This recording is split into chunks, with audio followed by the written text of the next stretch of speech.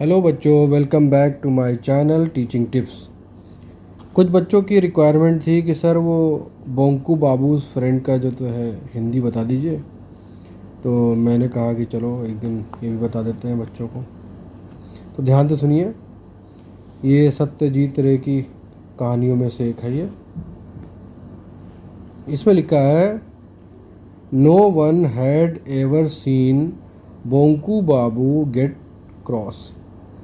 इसका मतलब ये हो गया, कभी किसी ने बहुत मुश्किल से देखा होगा कि बोंकू बाबू गुस्से में हो या नाराज़ हो। ठीक। टू टेल द ट्रूथ, सही है, ये सच है। It was difficult to imagine what he might say और डू। कह रहा है कि मतलब इमेजिन करो कि अगर वो गुस्से में हो तो क्या कहेंगे या क्या करेंगे, ये बहुत मुश्किल है कहना।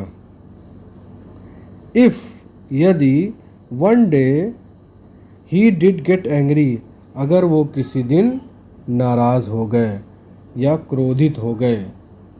ठीक, तो उनकी बात चल रही है बोंकू बाबू की। It was not as if there was never any reason for him to lose his temper. अब ये कह रहा है कि हालांकि ऐसा नहीं हुआ है कि कोई मौका ना मिलता हो कि वो नाराज़ ना हो, यानी कि बहुत सारे मौके मिलते हैं उनके नाराज़ होने के, कोई ना कोई वजह मिल ही जाती है कभी ना कभी। For the last 22 years Bonku Babu had taught geography and Bengali at the Kankuranchi village primary school. कह रहा पिछले 20-22 सालों से बोंकू बाबू इस गांव के प्राइमरी स्कूल में, जो जगह का नाम लिखा ही है कैनकुरांगची, ये नाम है ना, थोड़ा टेढ़ा टेढ़ा नाम है ये। तो कह रहा है यहाँ पे वो बोंकू बाबू पिछले 20-22 सालों से ज्योग्राफी और बंगाली पढ़ा रहे हैं। ठीक।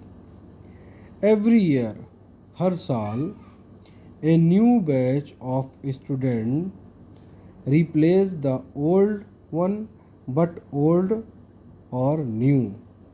The tradition of teasing poor Bonku Babu continued among all the students. Full stop जहाँ तक आता वहाँ तक पढ़िए आप ध्यान से और उसको ध्यान सुनिए।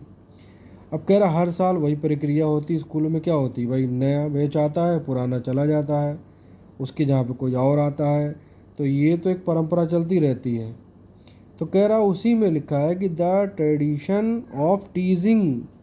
टीजिंग का मतलब क्या होता है, सताना।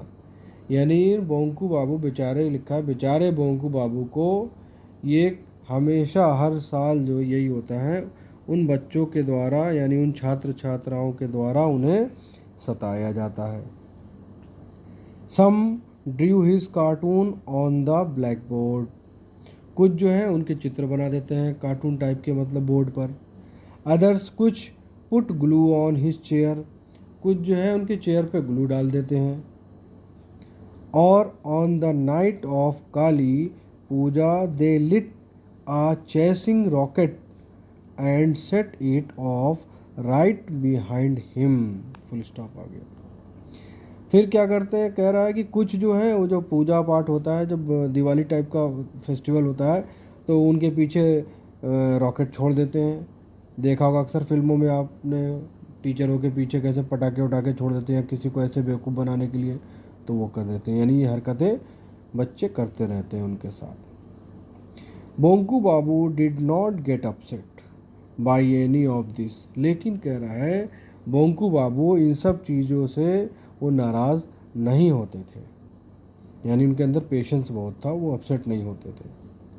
ओनली सम टाइम्स, कभी कभी, ही cleared his throat and set, कभी कभी मतलब वो कह देते थे, होता नहीं टीचर लोग कह देते हैं शेम ऑन यू बॉयज़, या तो हिंदी में बोलते छी छी तुम लोग, मतलब ऐसे करके कुछ होता ना, टोन आदमी बोल देता है कि हाँ भाई तुम लोग बड़े बदतमीज़ हो या बड़े बेशरम हो, तो उसी को बोलते हैं शेम ऑन यू, ये तुम पे शर्म आती है, लड़कों से कह देते हैं। ठीक। One of the reason for maintaining his calm was simply that he could not afford to do otherwise। Full stop आ गया। कह रहा है कि एक वजह और भी है उनके शांत रहने की कि वो उसके अलावा कुछ कर भी नहीं सकते। जैसे होता है भाई, टीचर है पढ़ा रहा, कोई बात होगी तो कहते हैं भाई हम नहीं पढ़ाएंगे। अब वो ये कह रहे हैं कि उनके पास कोई ऑप्शन नहीं है। जो वजह हो रही है उनके शांत रहने की, अब वो कह रहे हैं उनको शांत रहना पड़ता है क्योंकि उसके अलावा और कुछ वो कर भी नहीं सकते हैं। क्या कर सकते हैं आगे देखिए। If he did lose his temper and left his job in a fit of pique, he knew how difficult it would then be to find another at his age। Full stop हो गया।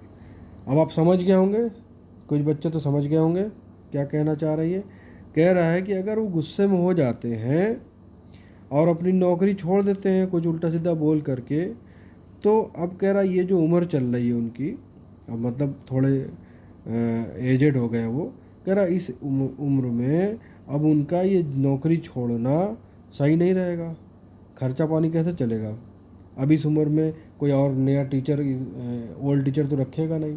तो ये बता रहे हैं कि इस उम्र में उन्हें ये नौकरी छोड़ने से कोई फ़ायदा भी नहीं होगा, इस वजह से वो और नाराज़ वराज नहीं होते हैं। ठीक है ना। अनदर रीज़न, और दूसरी वजह और भी है। अनदर रीज़न मतलब दूसरी वजह वॉज थी दैट कि इन एवरी क्लास, यानी सभी क्लासों में, there were always a few good students, यानी कुछ अच्छे छात्र छात्राएं होती हैं या होते हैं। इवन इफ़, भले ही, the rest of the class was full of prankers. ठीक, प्रैंकस्टर्स, यानी कि कह रहा है कि जितने बदतमीज़ किस्म के बच्चे जो होते हैं या मैनर्स नहीं होता है जिन बच्चों में, उन्हीं पूरे क्लास के बच्चों में से कुछ बच्चे ऐसे होते हैं जो अच्छा पढ़ते हैं, सही से पढ़ते हैं, तरीके से पढ़ते हैं।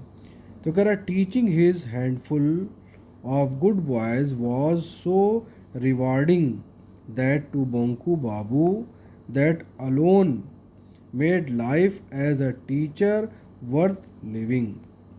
अभी कह रहा ऐसे ही बच्चों से जो पढ़ते हैं मन से, ठीक, तो उनको ही टीचरों को पढ़ाने में मज़ा आता है और उनके वजह से ही एक टीचर की जो क्वालिटी होती है वो दूसरों के सामने नज़र आती है कि हाँ भाई ये टीचर हैं, अच्छा पढ़ाते हैं। कुछ बच्चों की वजह से उन टीचर का भी नाम होता है। फिर आगे की, at times he invited those boys to his house, ऐसे बच्चों को वो अपने घर बुलाते। Offered them snacks and told them tales of foreign lands and exciting adventures, और उन्हें फिर देश विदेश की कहानियाँ सुनाते हैं, रोमांचक कहानियाँ सुनाते हैं उन्हें।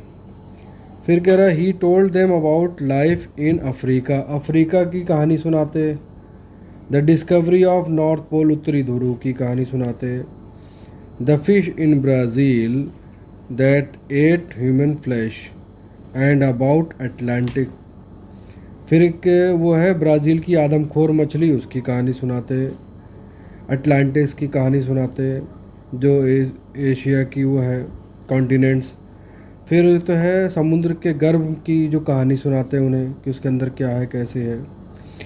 यानी कि ये सब बातों से मतलब उनके नॉलेज बढ़ाने के लिए उन्हें नई से नई कहानियाँ, हर एक चीज़ के बारे में उन्हें बच्चों को जानकारी देते हो। He was a good story teller, और एक वो एक अच्छे कहानी सुनाने वाले हैं, यानी कि जैसे कहानी सुनाने वाले लोग होते हैं बढ़िया तरीके से सुनाने वाले, तो बहुत अच्छे तरीके से वो कहानी को प्रस्तुत करते थे बच्चों के सामने। He always had his audience enthralled, और कह रहा वो हमेशा इसी तरीके से रोमांचित कहानियाँ अपने बच्चों को सुनाते थे।